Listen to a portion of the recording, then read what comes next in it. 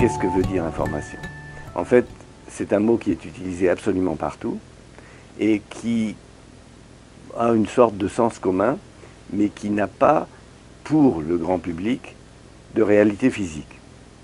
Or, il est absolument essentiel de savoir de quoi on parle quand on veut dire que l'information servira à ceci ou à cela. Et je pense, quant à moi, et je ne suis pas le seul, que information est une catégorie de la nature au même titre que masse, énergie, espace et temps. D'accord ? Donc c'est quelque chose pour lequel il n'existe pas de très bonne théorie pour l'instant, mais dont il s'agit de trouver la trace et éventuellement de comprendre comment elle s'organise. Alors, lorsqu'on parle des génomes, on parle de l'information, c'est essentiellement la chose suivante, c'est une métaphore que je prends souvent, qui est celle du vaisseau de Thésée. Vous savez, Thésée revenant de Crète où il avait vaincu le Minotaure, les Athéniens ont voulu faire en sorte de conserver la mémoire de cet exploit et ont ressorti le vaisseau de Thésée chaque année. Au bout d'un certain nombre d'années, on s'est aperçu que les planches du bateau s'usaient, qu'il fallait les remplacer. Et la question qui se posait à la fin était, une fois qu'on a changé toutes les planches, est-ce le même bateau? Et c'est une question très profonde. On voit très bien que quelque chose s'est conservé, mais ce quelque chose n'est pas la matière massive. C'est les relations entre les planches. Et c'est exactement le cœur de la biologie. C'est-à-dire qu'il s'agit de comprendre ce qui est lié aux relations entre les objets.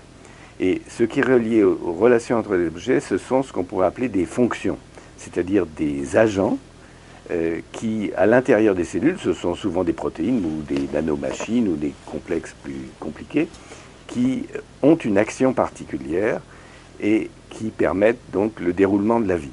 Or, quand on regarde l'analyse des données en général, on fait l'hypothèse curieuse et qui est particulièrement forte, je dois dire en France, que la structure va dire la fonction. Alors là, je pense que c'est un contresens extrêmement profond. Je vous donne un exemple très simple. Je veux manger sans me salir les mains. Qu'est-ce que je fais?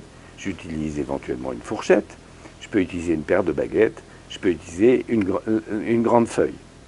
La fonction est la même, mais les objets, les structures qui la réalisent sont totalement différentes. Et ça, c'est quelque chose qui est extrêmement fréquemment retrouvé dans les organismes vivants.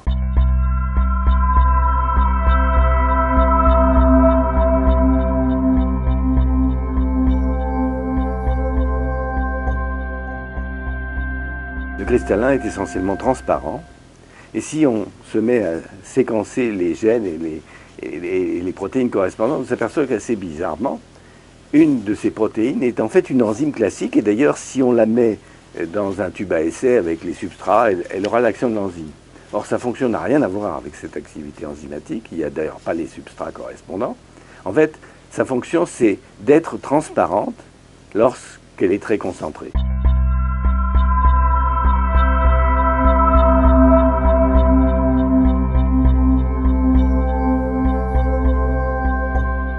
Même dans les cellules les plus petites, avec l'ensemble minimum de gènes, l'ensemble minimum de fonctions permettant sa vie, il y en a au moins une cinquantaine, c'est-à-dire 10%, qui ont comme rôle ce qu'on pourrait appeler la discrimination, c'est de faire du tri, du tri entre classes d'objets. Par exemple, dans une cellule, les objets, c'est comme le vaisseau de Thésée. Les planches vieillissent, nos protéines vieillissent.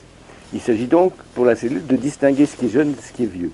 Et ça demande des fonctions très particulières qui existent partout et qui passent en général complètement inaperçues et qui n'entrent pas dans les schémas généraux de description de la biologie.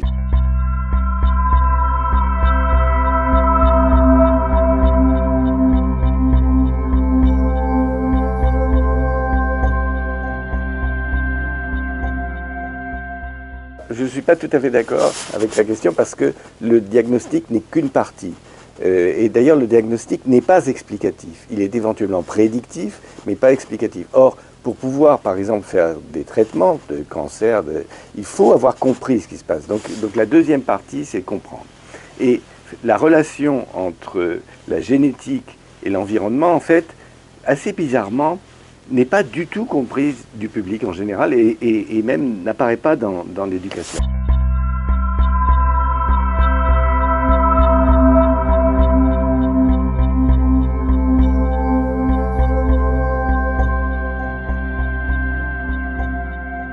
tout est 100% génétique et tout est 100% environnement. Et je m'explique. Prenons une partition d'orchestre. Vous avez une œuvre qui a été écrite par un auteur, qui est une partition. Cette partition, elle est très riche. Elle a d'ailleurs des annotations de l'auteur qui dit à tel endroit il faudrait faire ceci. Elle a éventuellement des maladresses d'écriture, un certain nombre de choses. Et puis un jour, on va chercher un orchestre pour l'interpréter. Ce qui va donner la performance finale, ce qu'on aura entendu, c'est 100% la partition, qui d'ailleurs peut avoir été accidentellement mal reliée, etc., ce qui va troubler l'interprétation finale, et 100% l'orchestre. Ce qu'il faut comprendre, c'est qu'il n'y a pas une opposition de l'un à l'autre, les deux sont 100% présents. Il y a d'ailleurs une expérience dans les bactéries très très intéressante. On a mis un génome d'une cyanobactérie, des algues bleues, dans un Bacillus subtilis. Eh bien, ce génome sera répliqué, donc on le retrouve de génération en génération, et rien ne sera exprimé. C'est comme si c'était de la poudre qui ne signifie rien. Donc un génome ne signifie quelque chose que dans un environnement particulier. Donc c'est 100% génétique, 100% environnement.